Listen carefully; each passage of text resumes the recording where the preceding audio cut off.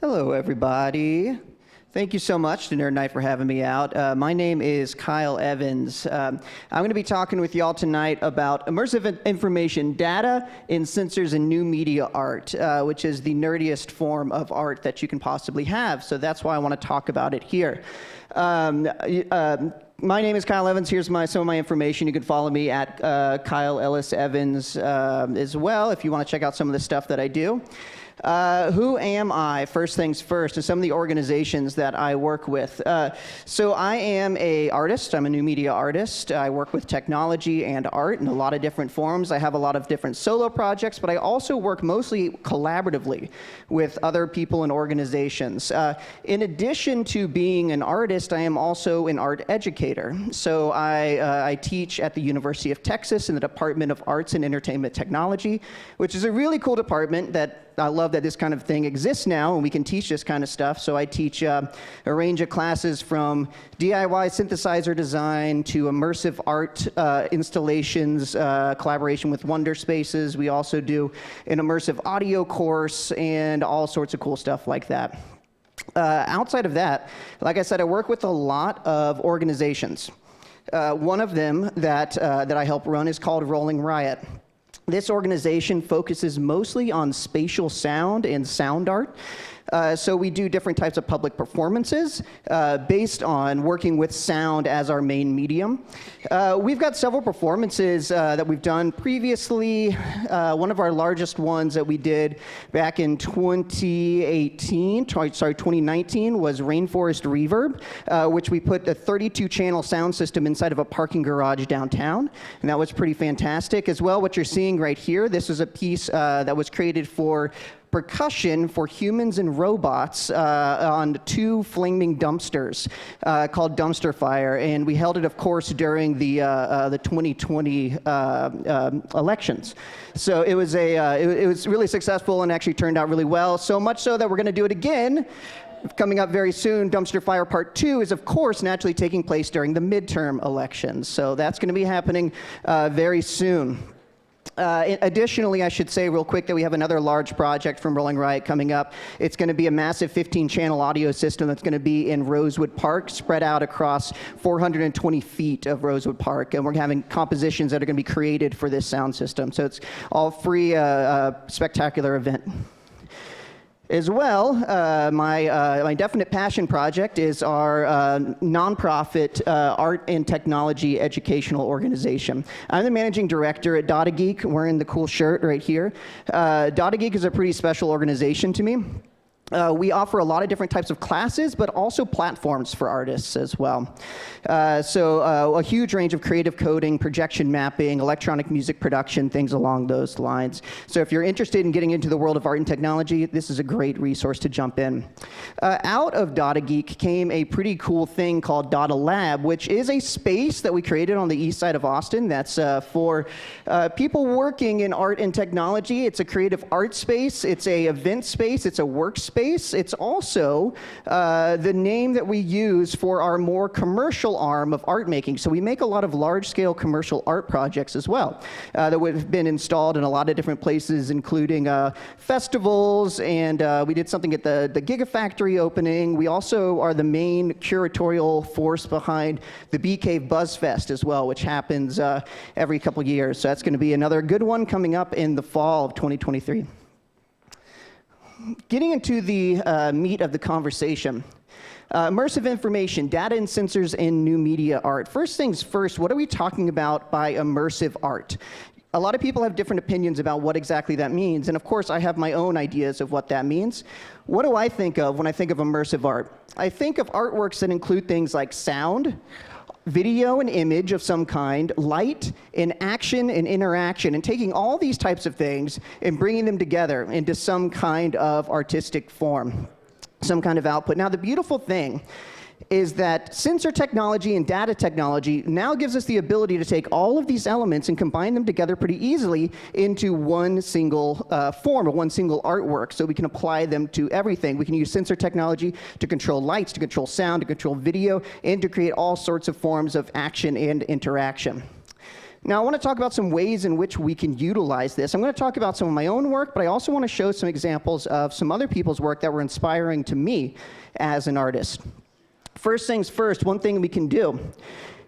We can collect data in real time very easily using sensors. And this can be utilized for performance. Say, for example, one of my favorites, Marco Donnarumma, he has a piece called the X-Sense, in which he uses small medical-grade microphones attached to his arms that are sensing and listening to muscle movements, super low-frequency muscle movements, that are then captured, taken, processed in his computer, and amplified and spit out to the audience. So as you're seeing him move his arms in different directions and ways, you're actually hearing his own body amplified and projected out into the world. As well, Letitia Sonomi, who's an inspiration to me, created the piece, The Lady's Glove, a while ago now, and has been performing it for a long time. She is a sound poet, which means she does a lot of sound art with her mouth and with vocalizations, and she uses the different types of flex sensors on her fingers in order to control all of those sounds in real time, kind of like a way cooler Nintendo Power Glove, essentially. Now, we don't have to do things all in real time.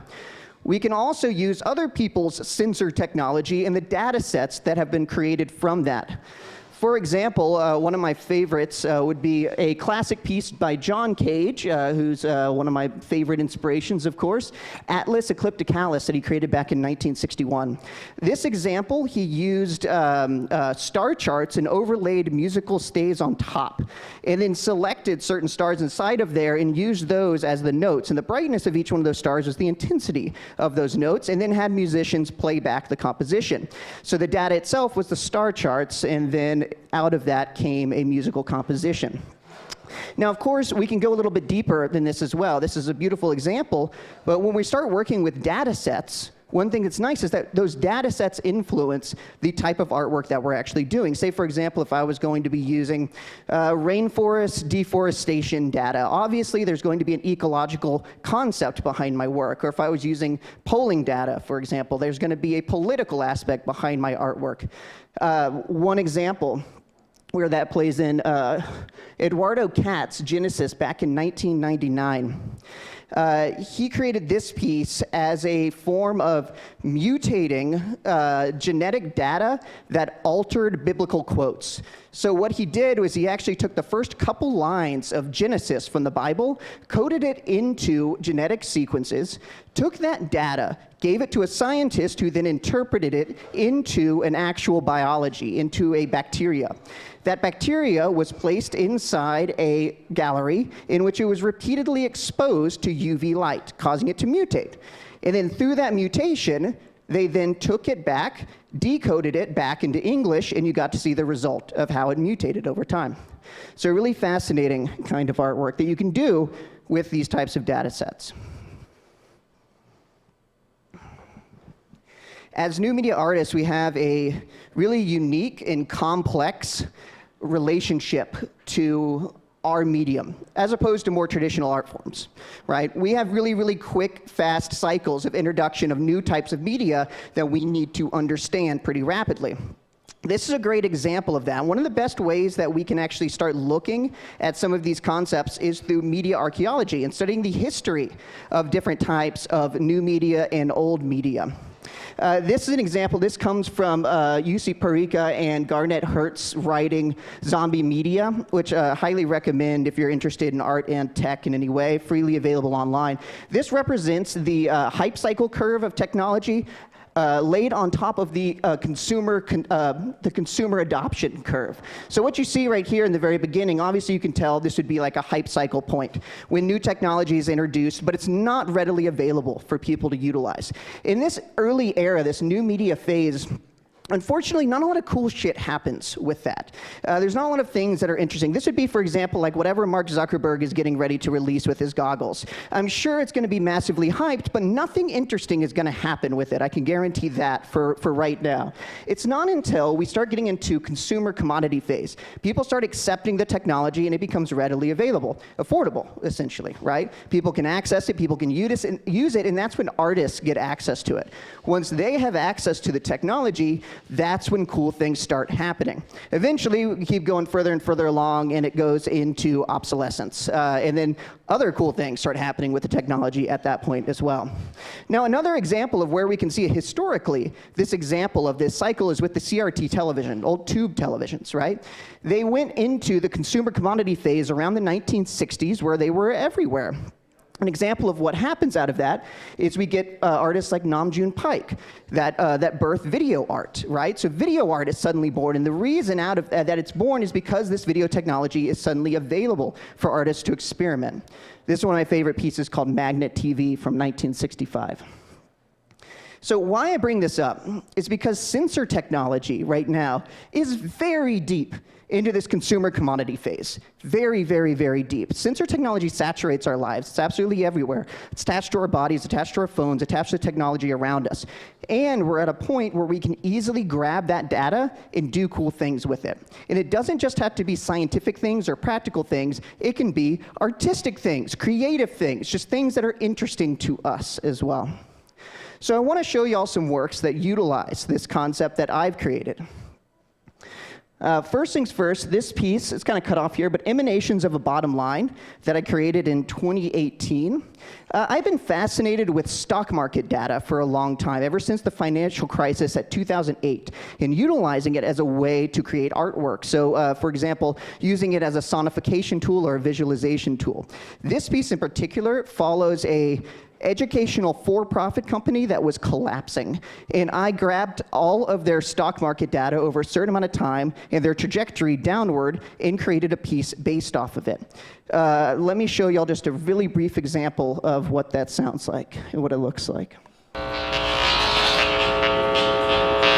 31st, 2013, phone values in 22 cents.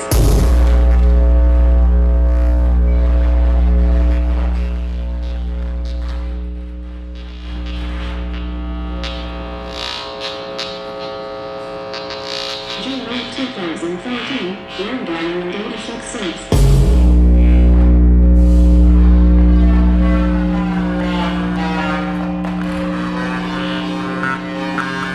So what's happening here, right? So as the stock market price, which is historical data, begins to decrease, going through and cycling through all this information, the algorithm becomes more and more and more chaotic, and eventually just becomes so chaotic that it becomes very, very intense artwork by the end.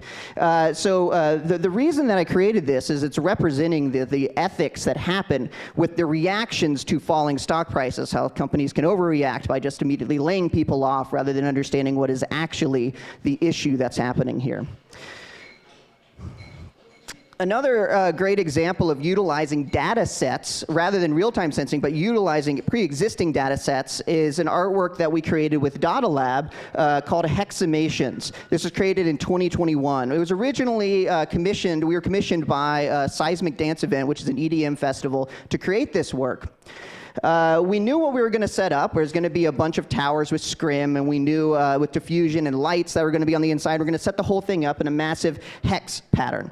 It's a really beautiful concept, and we're really excited about it. And then, of course, I had to figure out, like, what am I going to do with all of these lights, and how am I going to display something interesting on here? And so, of course, I dove into my background of data sonification and data visualization.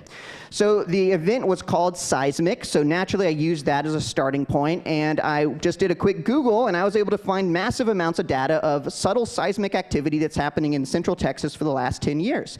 And I took that data, and was able to interpret it looking at the intensity of seismic activity as well as the depth at which it took place under the ground, and was able to translate that information.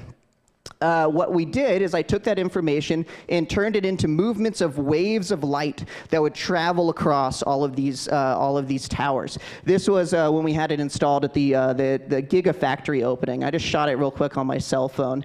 But as a result, you know, there's no necessary connection to seismic activity when we're looking at this. There's no association to it. All it is at this point is just a great way for me to generate an output. So then I'm not trying to figure out what is it that I need to create and how do I need to program all of these specifically. I can use a data set that then drives all of that information. And it kind of works on its own.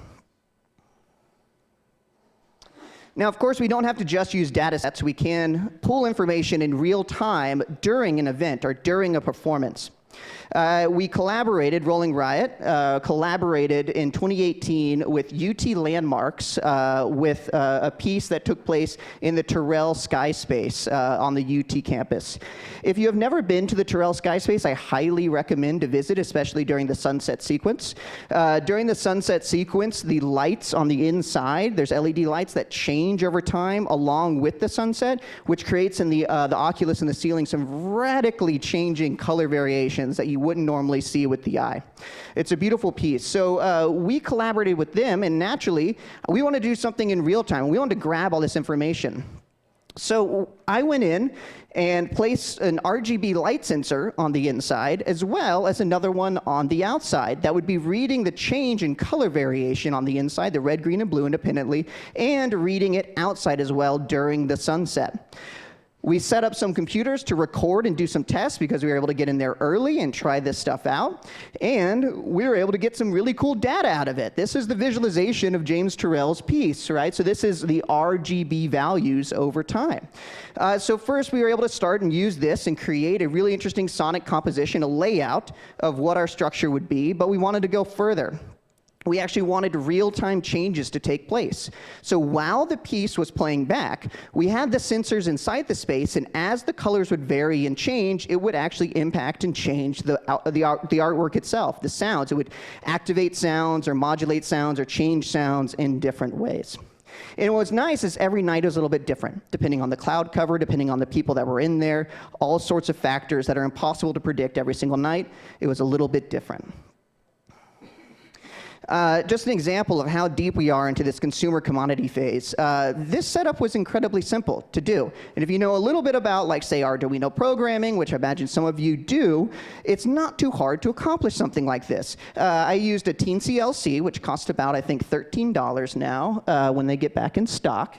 And then also the SparkFun RGB LEDs, or RGB light sensor, which costs about $10, I think. So, I mean, all in all, it's a very cheap device that's able to capture quite a bit of information. Other types of uses of real-time information can be more than just playback in a more passive environment, but a much more active engagement. One of my artworks that I've been performing for quite some time, I first developed this in 2012, and it's been an ongoing project of mine. It's called Durastra, in which I take a modified CRT television that is hacked, and the intent behind it is to turn the television into an active performance interface, rather than it being a passive device that we're used to it being. So obviously with an active performance, there needs to be movement that takes place inside of there. So that's something that I wanted to activate, was how can I activate this television through movement. Let me show you a quick example and you'll be able to see what I'm talking about here.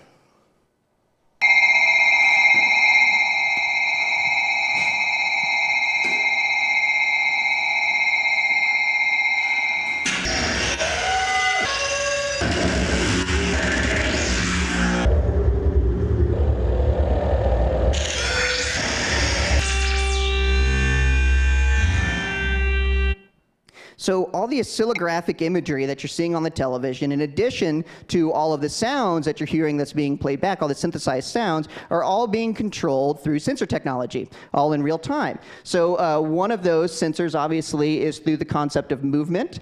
And where we get that is with the 3-axis accelerometer. This is not too different than what's inside your phone that lets it know which direction that it's actually being faced. Or, say, when your car slows down a little bit too fast, it knows to deploy the airbags. So this is a technology that's all over the place and readily, easily accessible as well. The other thing that I'm using on this device is force sensing resistors that are on the side, and the harder I squeeze this thing and push it in different areas, the changes are going to take place in the sound and the visualizations. This is something that you'd find in a small digital scale, for example, that would be able to sense how much pressure is being applied to it. Now, some of the things that I'm fascinated in going forward is where this technology, of course, is going to bring us, and what are the next things that are going to happen? What's the next thing that's really new in the more consumer acceptance phase, where we are seeing this stuff everywhere? And one thing is skeletal tracking and human body tracking technology. Of course, facial recognition technology, all this kind of stuff is readily accessible at this point. It wasn't that long ago, you know, five or so years ago, that this was pretty complicated technology and not readily available. Nowadays, we can find camera sensing technologies that are pretty advanced for pretty cheap. Or we can go even deeper into almost the media archaeological phase of this stuff. And we have things like the Xbox Kinect. Remember these things, right? This is an incredibly advanced skeletal tracking system that you can find used at a GameStop for like $40 or something like that. And now we have technology that we can hook up into and communicate to it. Say, for example, free applications such as Nite that can communicate and grab this data, and we can use the skeletal tracking data and transform it into sound, into vision, whatever types of software that you're working with, and we can translate that. I think we're at a really interesting deep point in the consumer technology phase with this skeletal tracking technology that we're going to start seeing even more than we already are, pretty interesting pieces and artworks coming out of this stuff. And we're seeing this already at a lot of dadageek students that are playing around with this pretty readily accessible technology. So thanks, everyone. Once again, my name is Kyle Evans, and please feel free to follow me, add me on here, but please, more importantly, follow my organizations, dadageek right here. If you're interested in education and art and technology, follow us. We have a really cool exhibition that's going to be coming up in November. Additionally, Rolling Ryot, we've got some really interesting performances coming up. We've got Dumpster Fire Part 2. We've got Ghost Line X, that massive outdoor sound installation. Come and check that stuff out at Rolling Ryot. As well, you can follow our more commercial art-making arm, dadaLab, at dadaLab.io. And that's it. Thank you, everyone. Sure, yeah. All right, we're going to do some Q&A. We have one microphone, that's why I took it from you. So who has the first question for Kyle?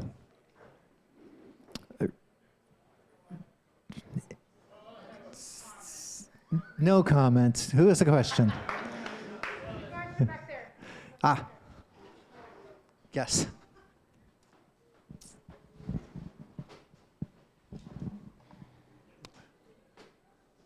You talked about some projects where the data that you're using is very obvious to the viewers, like this is stock data, this is something like that.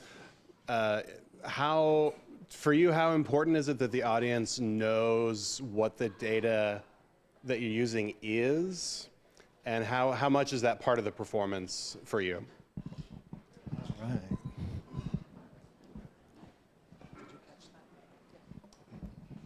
Cool, thanks. Yeah, no, that's a great question. So I will say it depends. Say, for example, where you have literal real-time data that's changing, then it's pretty obvious. Whenever you see visually or see something change and all of a sudden there's a corresponding change in the audio, there's a clear connection between those two. So you don't have to lay that out. It's pretty obvious. But say, for example, stock market data, for that piece, it was essential that it was understood that that was stock market data. And so that was laid out in not only the statement, but making sure that that's understood by the computer calling out the stock quotes over time, so on and so forth. But then there's other pieces to play along with that, like the hexamations one.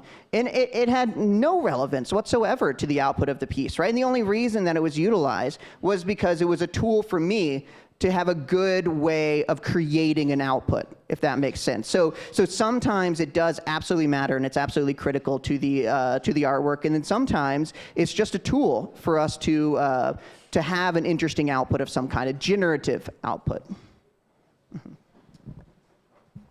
Great. We have a question from Twitter. Kyle, what sensor do you dream of making art with that doesn't exist or isn't readily available yet? What are your electric dreams?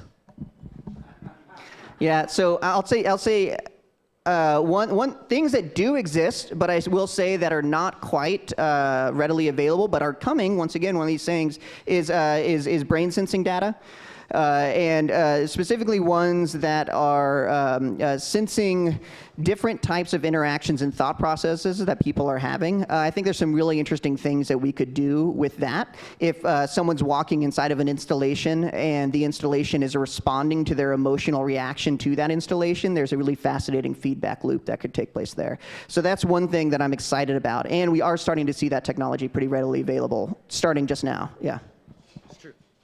Yeah. Actually working on a project like that coming up very soon. One more question. Yes, here we go.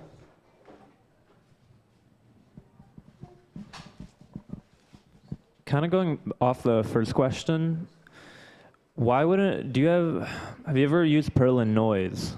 And if so, when do you decide when to use it or not? Because in that case, like I would have thought for my own self that Perlin noise would just be easier and still have the organic kind of data.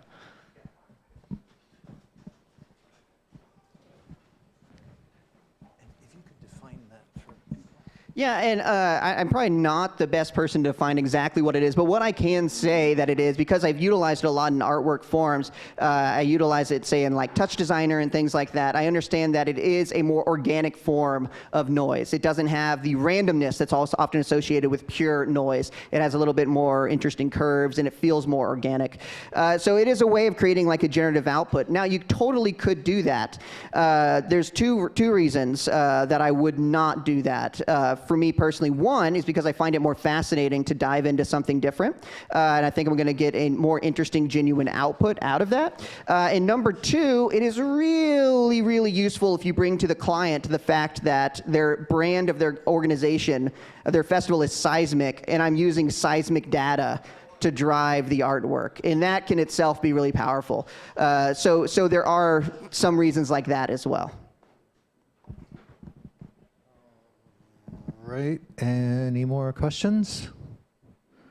Last chance. One more. Okay, last question. Thanks for all the presentation sharing, by the way.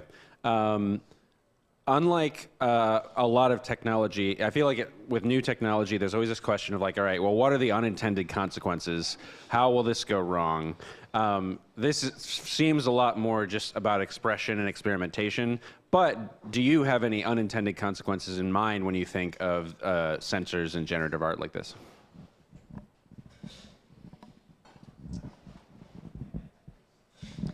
Yeah, no, that's a great question. What I think is powerful about utilizing this sensor technology inside of artwork is that we can directly address those concerns.